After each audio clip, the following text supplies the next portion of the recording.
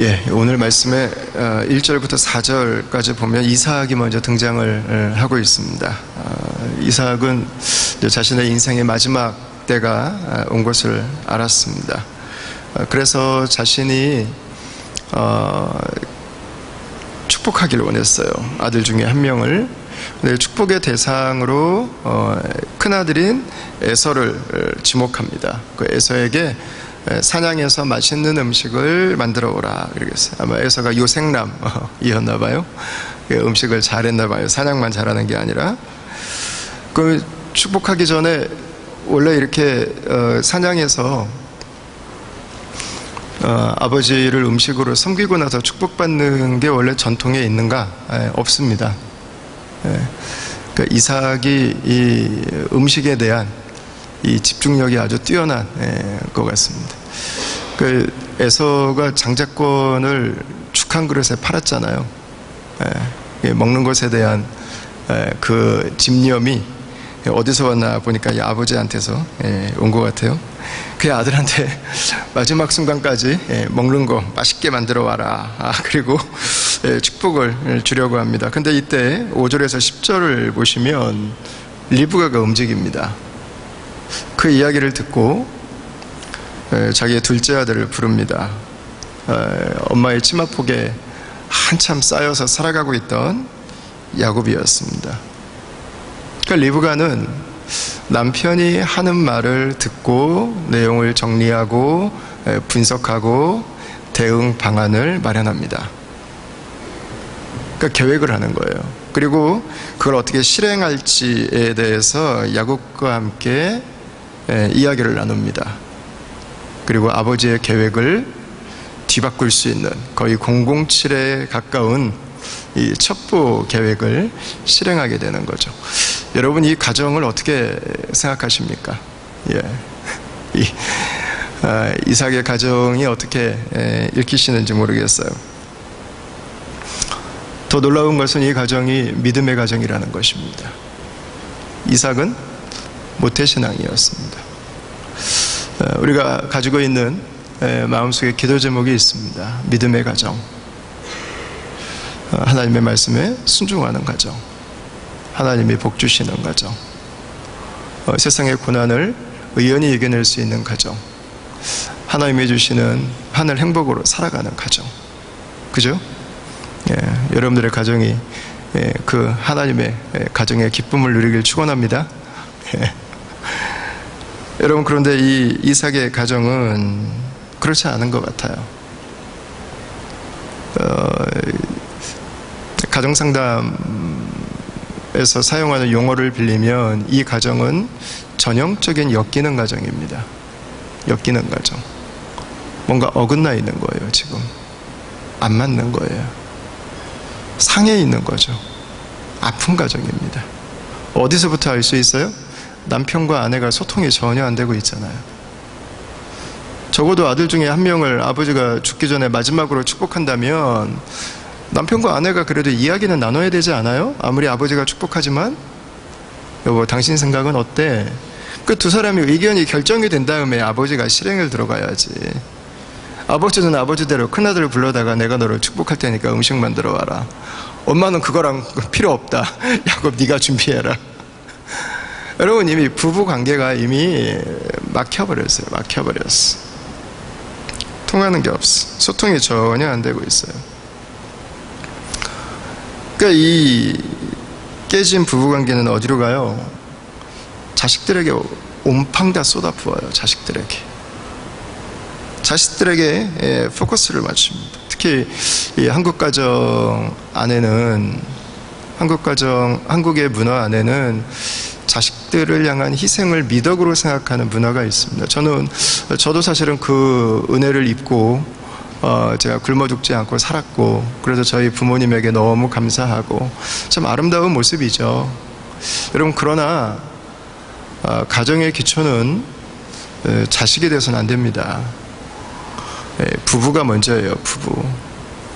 부부가 하나됨을 누리고 있고, 부부가 함께 문제가 생겼을 때 그걸 풀어낼 수 있고, 부부가 함께 하나님께 엎드리고, 부부가 함께 살아가면서 삶의 고난들을 이겨나갈 때 우리 자녀들이 부모가 주는 사랑을 건강하게 받을 수 있어요. 그렇지 않으면 자식들에 따라서 부부관계 자체가 너무 엎치락뒤치락 할 수 있어요. 부부가 하나가 안 됐는데. 그래서 여러분, 이 가정에서 자녀 사랑이 건강하지 않다고 딱 드러나는 바로 보이는 모습이 있잖아요. 편애하는 거예요. 편애. 답이 정해져 있어. 아빠는 누구 좋아하고 엄마는 누구 좋아하고. 만약에 여기 둘만 나와 있지, 만약에 셋이 있어 없어 봐요. 그럼 걔는 완전히 왕따 아니에요. 왕따. 네? 차별받는 거잖아요. 여러분, 차별받아도 되는 자녀가 있나요? 없죠. 그냥 다를 뿐이지. 기질이 다르고 때가 다르고 부모의 기대와 아이들이 할 수 있는 역량이 다르고. 그래서 저는 우리 자녀들을 꽃이라고 생각하면 좋겠어요. 꽃은 한 가지로만 피지 않아요. 내가 장미꽃을 아무리 좋아해도 튤립은 죽었다 깨어나도 튤립이 되는 거예요. 라일락은 죽었다 깨어나도 라일락으로 피는 거예요. 다 달라요. 내가 좋아하는 모습으로 만들려고 하지 말고 그 아이를 있는 그대로 받아줄 수 있어야 됩니다. 하나님이 지으신 대로. 두 번째는 피는 때가 다르다는 거예요. 어느 집은 10개월 됐는데 벌써 걷고 말하고. 여러분, 전혀 신경 쓰지 마세요. 피는 꽃들마다 때가 달라요. 모든 꽃이 다 3월에 피지 않아요. 모든 꽃이 다 9월에 피지 않아요. 여름에 피는 꽃도 있고 심지어 겨울에 피는 꽃도 있고.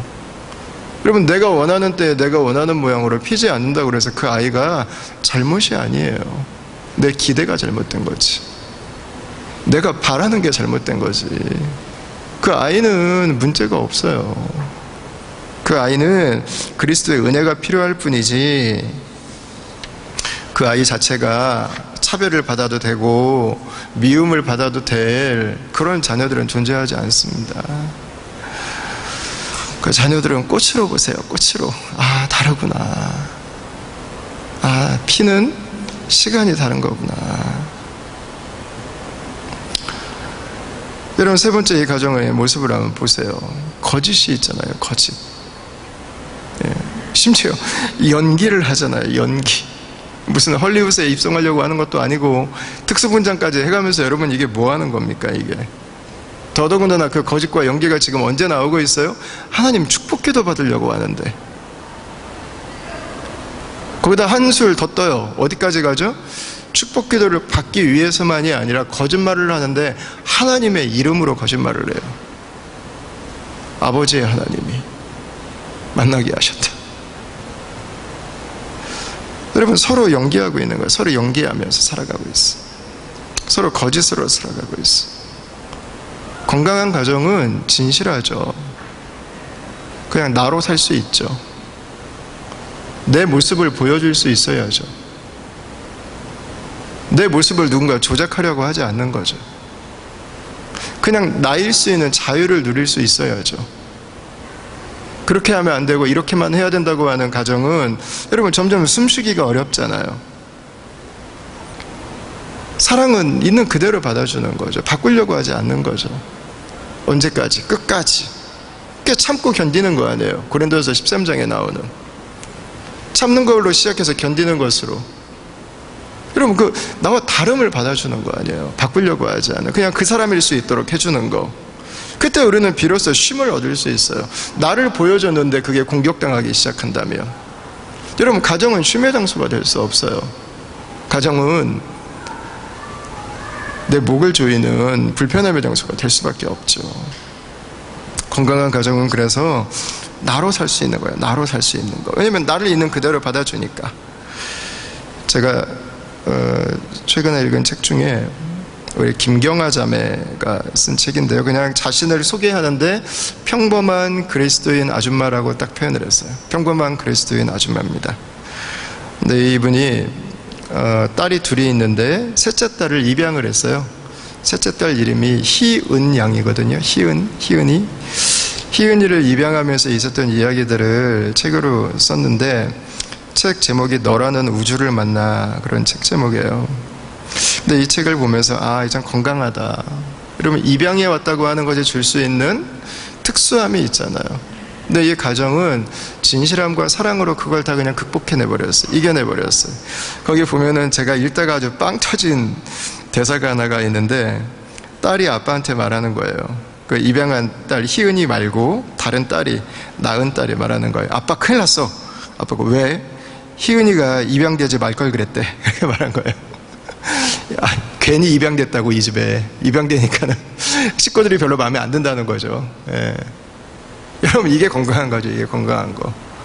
그냥 나로 있을 수 있는 거. 나를 그냥 그대로 받아주는 거죠. 내 감정을, 내 느낌을, 내 생각을 표현해도 그걸 받아주는 거예요. 그 이야기를 들은 후에 우리 부부는 웃음이 터졌다 그랬어요. 가정은 숨기지 않을 수 있는 거, 있는 그대로를 받아주고 있는 그대로를 빛나게 해주는 것, 그게 가정이죠. 그러나 여러분, 이 가정에는, 이삭의 가정에는 숨겨진 게 많아요. 감추어진 게 많아요. 밖에 나가서 절대 말하면 안 되는 게 많아요.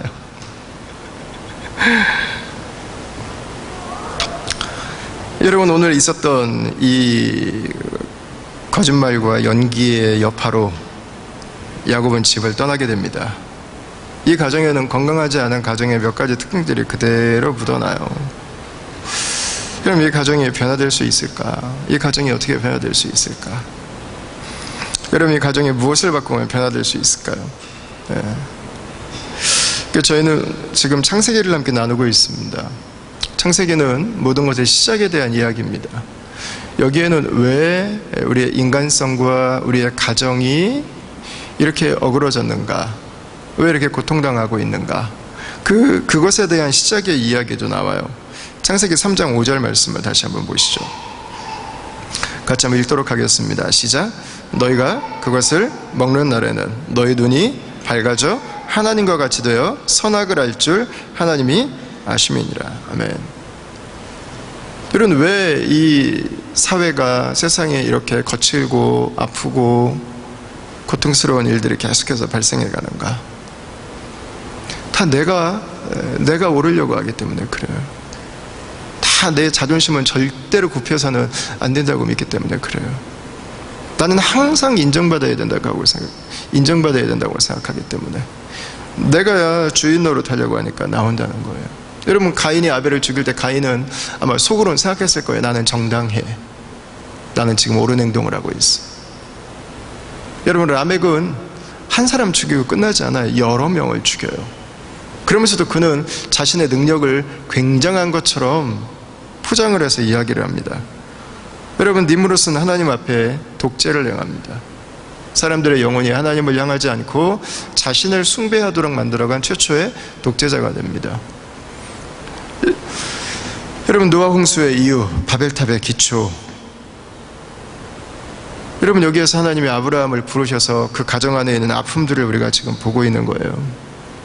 왜 하나님을 경외하는 가정인데, 왜 믿음 안에 있는 가정임에도 불구하고 우리 가정이 이렇게 아플 수밖에 없을까? 왜 이 아픔 가운데서 우리가 헤어나오지 못할까? 여러분, 그 중심에는 바로 죄라고 하는 것이 있습니다. 내가 하나님이 되려고 하는 것입니다. 선과 악의 기준을 내가 만들려고 그래요. 모든 가족들이 다 선과 악의 기준이 되고 싶어요.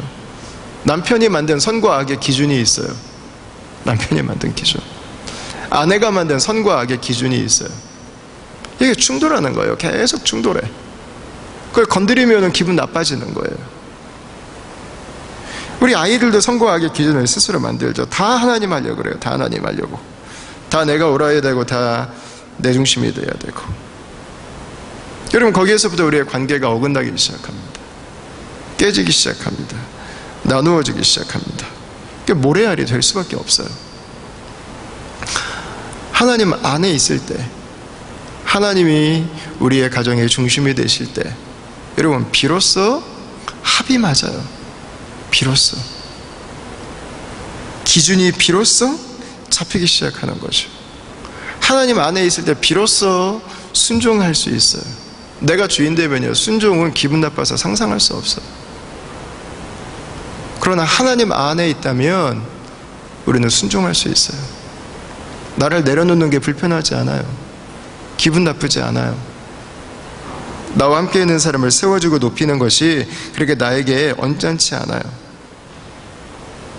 그러면 하나님 안에 있을 때 우리는 비로소 그래서 하나가 될 수 있어요.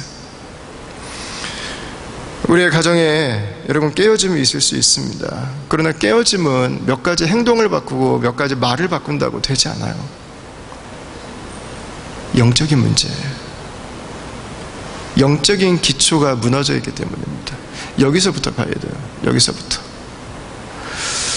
여러분, 오늘 이삭과 리브가 가정을 우리가 살펴보고 있는데, 여러분 이 가정도 한번 잘 보세요. 이 가정이 하나님의 은혜를 아는 가정이에요. 창세기 25장을 한번 보시죠. 리브가가 임신을 못하고 있을 때였습니다. 이삭이 리브가를 위해서 여호와께 간구합니다. 하나님께 기도한다고요. 하나님께서 그 기도를 들으시고 리브가가 임신했어요. 우리 공동체에도 우리 자녀를 위해서 기도하는 가정들이 있는데, 여러분들의 기도 가운데 하나님이 응답하시기를 바랍니다. 여러분, 그 믿음의 간증이 있었어요. 거기다 이 가정에는 하나님 말씀이 우리 가정을 인도해 주시는 분명한 경험들이 있었어요. 하나님이 그 에서의 됨됨이를 미리 아시고, 에서가 아니라 이삭이 리더가 될 거라고 하는, 이삭이 섬김을 받으리라고 하는 그 말씀을 하나님이 미리 말씀해 주신 거예요. 미리 말씀해 주시는 거. 그래서 하나님이 말씀으로 인도해 주시는 경험이 이 가정 안에 있었다고요. 하나님이 주신 은혜의 기적도 경험하고, 하나님이 말씀으로 우리 가정을 지금 이끌어 주시고 있구나 라고 하는 그 일상의 은혜도 이 가정은 알고 있었어요. 여러분, 근데 이삭을 다시 한번 생각해 보세요. 하나님이 분명히 야곱이라고 말씀하셨는데 이삭은 지금 뭐 하고 있었어요? 마지막 축복해야 되는 시점에 누구를 불러요? 에서를 부르잖아요. 왜 그러죠? 이삭이 몰랐을까요? 알았죠. 리브가는 그 얘기 안 했겠어요? 여보, 야곱이잖아요. 하나님 말씀하셨잖아요. 근데 이삭은 지금 뭐 하고 있어요? 에서를 부르고 있어요. 왜 그랬을까요? 이삭이 하나님 말씀을 몰라서요? 아니요. 하나님 말씀을 잠시 덮어놓은 거예요. 중요한 것은 뒷부분이 중요합니다. 평소에 하던 대로. 이삭은 그냥 중요한 결정이 있을 때 하나님 말씀을 참고했지만 진짜 결정은 뭘로 한 거예요? 내가 원하는 방식으로, 내가 선택하는 방식으로. 여러분, 이 모습이 이삭에게 보이고 있는 거예요. 이 오늘 우리의 삶은 어떻습니까? 하나님의 말씀을 우리가 알고 있죠. 우리는 하나님의 말씀을 배우는 공동체입니다. 하나님의 말씀 안에 살기 위해서 다 함께 우리의 마음을 모으고 있는 공동체입니다. 여러분, 그러나 이 이삭의 모습은 우리들의 모습과 그렇게 멀리 있지 않아요. 말씀을 모르지 않아요. 알아요. 그러나 그 말씀을 가끔씩 생략해요. 왜? 내 뜻이 더 옳다고 생각하기 때문이에요. 내가 선택하고 내가 결정한 대로 살아가고 싶기 때문이에요. 그 모습이 그냥 이삭에게 보여지고 있는 것입니다. 여러분, 이삭은 하나님 말씀을 생략하고 갑니다. 리브가는 어떨까요? 리브가는 반대편에 서 있습니다. 리브가가 왜 아들을 불러가지고 그 연기까지 시켜가면서 거짓말까지 해가면서 여러분 그 일을 했을까요? 물론 리브가가 악녀고 못됐고 여러 가지 생각을 할 수 있지만, 여러분 저는 그렇지 않다고 생각해요. 리브가가 창세기 25장 말씀을 몰랐을까요? 엄마가 어떻게 몰라요? 엄마인데 저 말씀을 어떻게 잊어요, 여러분? 잊을 수 없죠. 리브가의 행동은요, 아마 하나님의 말씀을 알고 있기 때문에 나온 다급함이었을 거예요. 하나님은 이렇게 말씀 안 하셨는데 지금 남편이 다른 결정을 해버린 거예요. 어떻게 해야 돼요, 여러분? 하나님 말씀과 남편이 관계없는 결정을 했어요. 아내로서 할 수 있는 일, 둘째 아들을 빨리 준비시키고 거짓말을 하고 연기를 해서라도 하나님 말씀이 이루어지도록 해야 된다고 하는 그 여러분 말씀에 대한 뜨거움 아니었을까요? 우리 가정은 반드시 말씀 안에 있어야 된다고 하는 여러분 그 열정 아니었겠어요?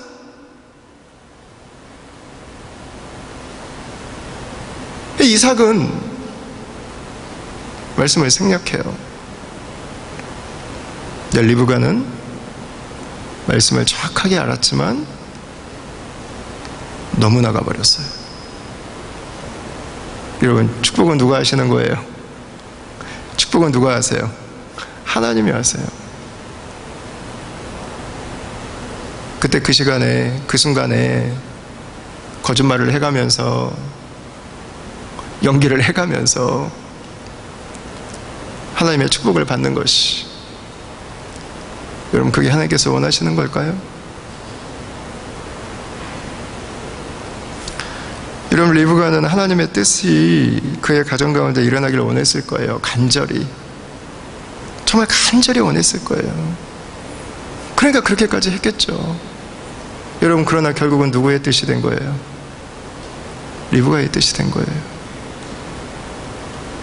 여러분, 말씀을 알고 있지만 말씀을 생략한 사람이나 말씀을 알고 그 말씀이 우리 가정 가운데, 내 삶 가운데 이루어지도록 하기 위해서 너무 다급하게 나간 나머지 그 말씀에 결국은 자신의 뜻이 이루어지기를 원했던 경계선을 설정하지 못했는 리브가나 결국은 우리 일상의 모습일 수 있습니다. 그리스도인의 가정이지만, 우리가 예수님을 믿고 하나님의 말씀을 묵상하는 가정이지만 여전히 우리 가정이 아픔으로, 우리 가정이 관계의 깨어짐으로 나아가는 이유는 여러분 어쩌면 이 이삭과 리브가 이 부부의 모습 속에 그대로 담겨 있는지 모르겠어요. 하나님의 일은 억지로 되지 않죠. 그죠? 예. 여러분, 하나님의 일이라면 우리는 힘을 빼는 법을 조금 배워야 되는 것 같아요. 힘을 빼는 법. 언제까지? 이때까지 이 일은 하나님 반드시 일어나야 돼요. 그러나 리브가가 그렇게 하지 않았어도 하나님은 야곱을 축복하셨을 거예요. 하나님은 야곱의 인생을 이끌어 가셨을 거라고요. 저는 그녀의 마음을 비난하고 싶지 않아요. 저는 그녀의 마음이 이해가 돼요. 하나님의 마음을, 하나님의 말씀을 헤아리고 사랑했던 여인이었다고 저는 생각해요. 여러분, 그러나 그녀는 안타깝게도 너무 잘하고 싶던 나머지 자신의 힘을 빼는 법을 배우지 못했던 것 같아요. 여러분, 우리의 삶에 어떻게 해야 소망이 시작될 수 있을까요? 오늘 우리가 읽은 말씀의 마지막 부분을 한번 보겠습니다. 32절과 33절 우리 같이 한번 읽어보겠습니다. 그의 아버지 이삭이 그에게 이르되 너는 누구냐? 그가 대답하되 나는 아버지의 아들 곧 아버지의 맏아들 에서로소이다. 이삭이 심히 크게 떨며 이르되 그러면 사냥한 고기를 내게 가져온 자가 누구냐? 내가 오기 전에 내가 다 먹고 그를 위하여 축복하였음즉 그가 반드시 복을 받을 것이니라. 아멘. 여러분, 이삭이 야곱을 축복하고 난 이후에 에서가 음식을 가지고 들어왔습니다. 누구냐? 아버지의 아들 맏아들 에서입니다. 그러니까 이삭의 반응이 어떻게 되죠? 심히 크게 떨었다 그랬어요. 왜 떨었을까요? 아마 이삭은 생각했을 거예요. 평소에도 그냥 뭐 내가 생각하고 이게 좋겠네 하면은 결정하며 살아왔어요. 하나님은 그냥 저쪽 멀리서 그냥 나를 보고 계신 분 아닌가? 그러니까 내 삶은 내가 알아서 생각하고 선택하고 결정하면 되는 게 아닌가? 여러분, 그는 하나님 말씀을 알았지만 자기가 생각한 대로 일이 진행될 거라고 그는 생각했던 것 같아요. 그러나 결국 자신이 열심히 축복했는데, 자신이 손까지 만져보고 냄새까지 맡아보고 확인하고 그 일을 했는데 결국 자신의 삶을 통해서 이루어졌던 것은 자신의 뜻이 아니라 하나님의 말씀이었던 거죠. 하나님 말씀이 멀리 있는 게 아니구나. 하나님이 지금 내 삶을 인도하고 계시는 거구나. 하나님이 내 삶의 주인이셨던 거구나. 여러분, 그럼 지금 하나님이 이삭의 주인이신가요? 아니죠. 하나님은 처음부터 주인이셨죠. 하나님은 처음부터 이삭의 인생을 통해서 하나님 말씀을 이루기를 원하셨던 거죠. 하나님은 처음부터 이삭과 함께 동행하셨던 거죠. 이삭이 때로는 하나님 말씀의 은혜를 체험했지만 또 때로는 하나님 말씀을 생략하고 자신이 원하는 대로 자신의 삶을 살았던 거죠. 그러나 이삭은 문득 깨닫는 거예요. 내가 어떤 선택을 하고 살아가든 결국 하나님, 그분께서 내 인생을 인도해 가시는 거구나. 그분이 나를 포기하지 않으시는구나. 그분이 나를 붙들고 계시는구나. 여러분, 하나님 말씀을 생략하고 살았던 이 모태신앙인이 비로소 내 삶의 주권이 하나님께 있음을 깨닫는 순간인 거예요. 나는 내가 원하는 삶을 살았는데 하나님, 그분은 내 인생을 통해서 당신의 일을 기필코 행하시는 거구나. 여러분, 하나님이 계시지 않은 인생, 하나님의 말씀을 알고 있지만 그 말씀을 생략한 인생, 여러분 가정을 보면 답이 바로 나오잖아요. 폭탄 돌리기 하는 거예요. 폭탄 돌리기. 언제 어디에서 무슨 문제가 터질지 몰라요. 타이밍의 문제예요. 타이밍의 문제. 반드시 터지게 돼 있어. 여기에서 안 터지면 감사하지만 또 다른 곳에서 언제 아슬아슬하게 하루하루를 살아가는 그 삶. 여러분, 내 선택, 내가 살아왔던 삶의 결과의 모습이었잖아요. 부부관계도 결국은 아들들까지 원수가 돼서 등을 지고 나누어지는 그 관계로까지 가는 그 모습. 여러분, 그러나 이삭의 인생은 하나님의 손에 인도하심 가운데 있었습니다. 33절을 한번 보세요. 제일 뒤에 한번 보세요. 그를 위하여 축복하였은즉 그가 반드시 복을 받을 것이니라 그랬어요.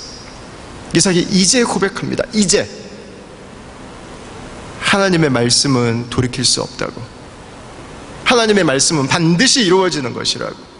하나님의 말씀을 가지고 우리가 엎었다 뒤집었다 할 수 없는 거라고. 하나님의 말씀대로 될 것이라고. 하나님의 말씀이 옳은 거라고. 하나님 말씀이 맞는 거라고.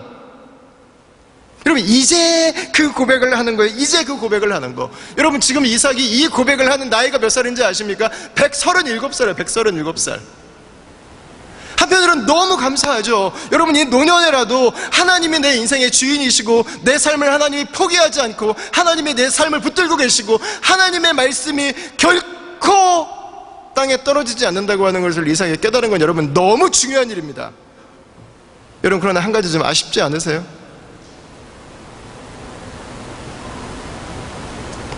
이 노년에 아플 거 다 아프고 깨질 거 다 깨지고 상할 대로 다 상하고 쫓겨가고 원수돼서 살아가던 그 삶이 시작될 때, 여러분, 하나님의 말씀을 붙들었다면, 그 말씀을 생략하지 않았다면, 그 말씀을 이유로 내 뜻을 행하기 위해서 노력하지 않고 그냥 하나님 말씀이 우리를 인도하시는 대로 하나님의 은혜 가운데 내 삶이 머무를 수 있었다면, 여러분, 이삭의 노년에 이삭을 붙들고 계신 하나님을 보는 것은 우리에게 굉장한 위로가 돼요. 나같이 부족한 사람을 하나님이 마지막까지 책임지신다고 하는 것은요, 굉장한 힘이 됩니다. 여러분, 그러나 현실을 한번 보세요. 좀 아깝지 않아요? 좀 아깝잖아요. 왜 꼭 죽기 전에 돼서 그걸 깨달아야 돼요? 왜? 좀 미리 좀 미리 알면 여러분 좋잖아요. 미리 알면. 이 가정을 한번 보세요. 그 거짓과 편애와 그 원수됨과 여러분, 이게요, 그 집안의 내력으로 흘러가요. 우리는 야곱을 잘 알고 있습니다. 야곱, 아주 못된 사람입니다. 사실 더 솔직하게 제가 하고 싶은 표현은 못돼 처먹은 사람입니다. 사실 더 솔직하게 하고 싶은 표현은 못돼 처먹은 인간입니다. 사기치고 살고 등치고 살고 약삭 바르고 기회주의자에, 이러면 또 그렇게 하면서 또 당할 만큼 또 다 당해요. 또 터질 만큼 다 터진다고요. 여러분, 나중에 야곱이 깨지는 게 언제예요? 우리가 이제 방학 지나고 나서 첫 번째로 나눌 본문인데, 야곱이 하나님의 천사와 씨름하는 그 순간이에요. 그 순간에 야곱의 인생의 고백이 나와요. 인생의 고백. 내가 하나님을 놓을 수 없는 이유, 씨름해서 천사를 이긴데 그 이유는 하나님 그분이 나를 놓지 않았기 때문에 내가 지금까지 살아왔다는 걸 깨달은 거예요. 내가 똑똑해서가 아니라, 내가 잔머리 잘 써서가 아니라, 내가 목을 잘 잡아서가 아니라, 결국 그 못돼 처먹은 인간이었던 나를 하나님의 마지막까지 포기하지 않고 놓지 않으시고 붙들고 계셨기 때문에 내가 지금까지 살았는데, 내가 어떻게 하나님을 놓을 수 있느냐는 거예요. 나는 절대로 하나님을 놓을 수 없어요. 나는 하나님 붙들고 살 거예요. 여러분, 야곱의 인생 다 살 거예요. 다 살고. 야곱의 인생을 통해서 본다면 여러분 너무 감사하잖아요. 그 은혜가, 마지막까지 야곱을 추적하신 하나님, 마지막까지 그 야곱을 이스라엘의 아비로 삼아주신 그 하나님, 얼마나 놀랍습니까?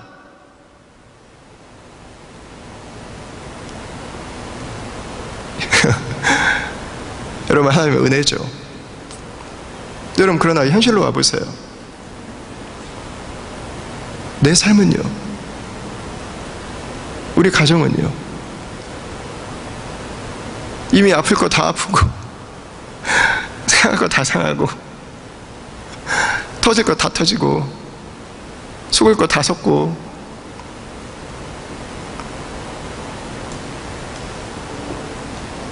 여러분, 그렇게 시작하면 안 되나요? 그렇게 시작하면 말씀을 생략하고 살든지, 하나님의 말씀을 내 뜻으로 바꿔서 사는 인생이 아니라 그냥 하나님 말씀, 하나님 그분 안에 살아가면, 여러분, 우리의 부족함에도 하나님은 우리를 포기하지 않으실 거예요. 우리 연약함에도 하나님은 우리를 놓지 않으실 거예요. 우리가 아무리 못했어도 하나님이 우리의 이름을 기억하실 거예요. 여러분, 그러나 우리가 지금 그분의 말씀 안에 살아간다면, 여러분, 그 노년에 하나님을 깨달았던 그 족장들의, 그 이삭의, 그 야곱의 그 마음 가운데 있던 확신으로 오늘 하루를 우리가 말씀을 붙들고 살아갈 수 있다면,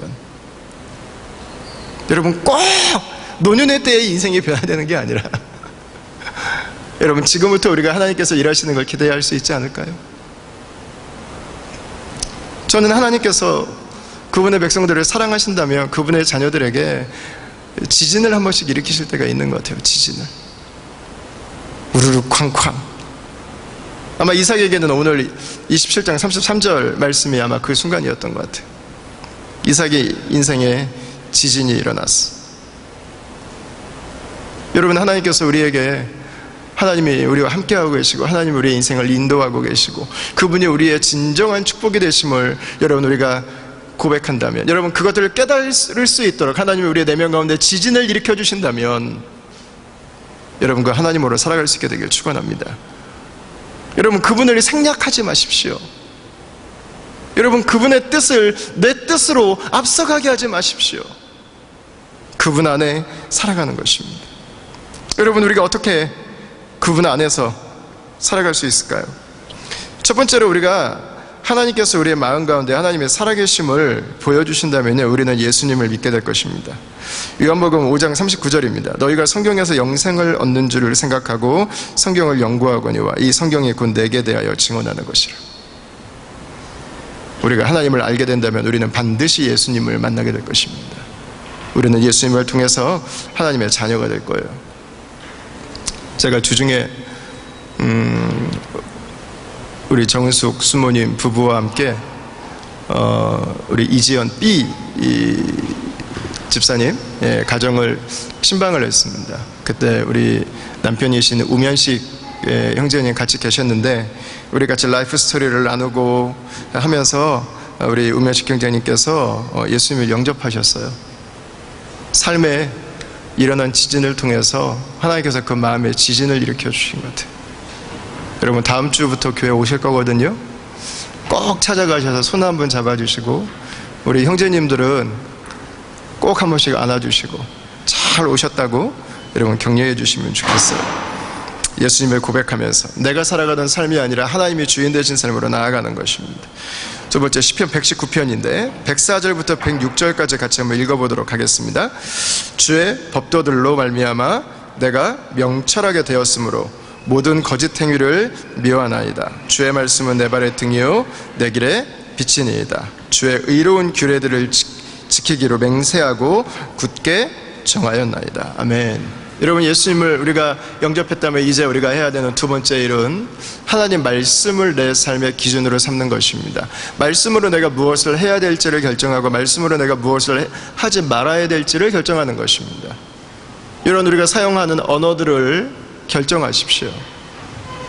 내가 듣고 내 안에 솟구쳐 올라오는 언어들을 사용할 수도 있습니다. 그러나 하나님의 은혜를 묵상함으로 하나님의 말씀을 묵상함으로 하나님께서 나에게 담아주신 언어를 내가 사용할 수도 있습니다. 여러분 나에게서 상황이 주는 감정들을 내가 사용할 수도 있습니다. 그러나 하나님의 은혜가 내 안에 채워주신 그 감정들을 사용할 수도 있습니다. 여러분 내가 익숙한 행동들을 할 수도 있습니다. 그러나 예수께서 나에게 보여주셨던 그 행동들을 내가 사용할 수도 있는 거죠. 여러분 중요한 것은 말씀을 가지고 결정하고 살아야 된다는 것입니다. 말씀을 가지고 살기로 결정해야 돼요. 순간순간 말씀을 떠올리면 이미 늦어요. 생략해버리든지 결국은 내 뜻을 가지고 살아갈 수밖에 없습니다. 여러분 왜 결정해서 살아야 되냐면 결정할 때 결과가 오기 때문이에요. 내가 결정하지 않았는데요? 그러면 그것은 아무 인생이나 나에게 와도 된다고 하는 결정을 내린 것과 똑같습니다. 아무 가정이나 내가 살아도 전혀 나에게는 문제가 없다고 말하는 것과 똑같습니다. 여러분 주의 은혜 가운데 우리가 살아가고 있습니다. 여러분 말씀으로 살아가기를 결정하기 바랍니다. 말씀으로 하나하나 가지고 살아가십시오. 세 번째, 가정에서부터 믿음으로 살아가십시오. 여호수아 24장 말씀입니다. 같이 마지막으로 읽겠습니다. 너희가 섬길 자를 오늘 택하라.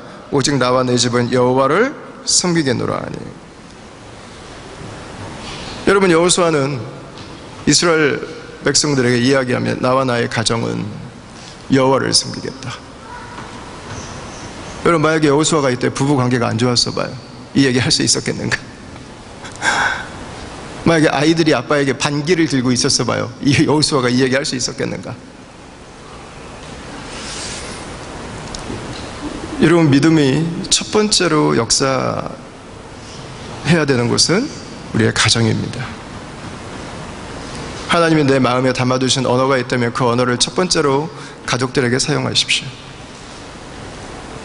하나님이 나에게 담아주신 은혜의 감정들이 있다면 그 감정을 첫 번째로 가족들에게 사용하십시오. 예수님께서 나에게 보여주신 그분의 삶이 있다면, 내가 배워야 될 그분의 모습이 있다면 그 모습을 첫 번째로 가족들에게 사용하십시오.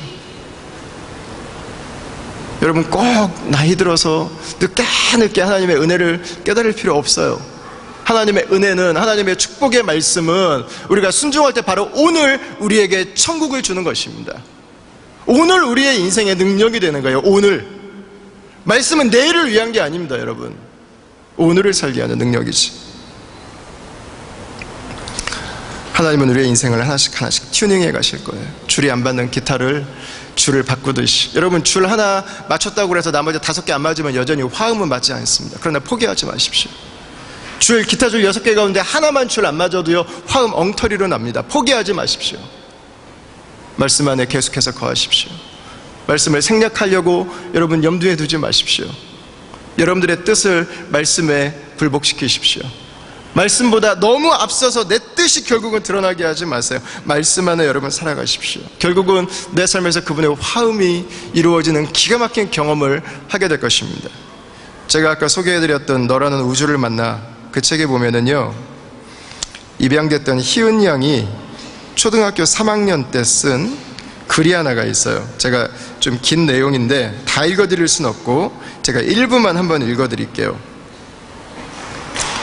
우리 가족은 엄마, 아빠, 언니 2명, 나까지 이렇게 5명이다. 나와 언니들 사이에는 딱 한 가지 차이점이 있다. 언니들은 엄마가 배로 낳았지만 나는 입양으로 한 가족이 되었다. 내가 입양된 것을 알게 된 사람이 내가 입양되어서 불쌍하다고 했다. 그런데 그건 틀린 말이다. 나는 사랑을 듬뿍 받는다. 막내라서 예쁨을 받고 아빠는 내 애교면 뭐든지 다 해준다. 그게 마지막 부분입니다. 나는 지금의 우리 가족과 죽을 때까지 가족으로 함께 살 거다. 가족은 즐거운 시간을 많이 보내고 추억을 나누는 것이다. 그게 가장 중요하다. 사랑하는 성도 여러분, 하나님의 말씀은, 하나님의 은혜는 우리의 부족함에도, 우리의 연약함에도 우리를 붙드실 거예요. 여러분, 그러나 그 하나님의 은혜 가운데, 그 하나님의 말씀 앞에 우리가 하루하루를 살아간다면 그 말씀은 오늘의 내 인생을, 오늘의 우리 가정을 천국으로 변화시켜 줄 것입니다. 이 세상에 우리의 익숙함이 아니라 하나님 말씀을 생략하고 살고 내 뜻을 더해서 살아가는 삶이 아니라 하나님의 말씀을 사랑하고 그 말씀을 존귀히 여기고 그 말씀이 나에게 담아주신 언어, 그 말씀이 나에게 담아주신 감정들, 그 말씀이 나에게 보여주신 그 모습들로 우리의 가정을 축복하고 우리 다음 공동체가 함께 모여서 그 천국의 기쁨을 함께 누리고 이 세상을 축복하는 그 귀한 믿음의 가정으로 계속해서 자라갈 수 있게 되기를 주의 이름으로 축원합니다.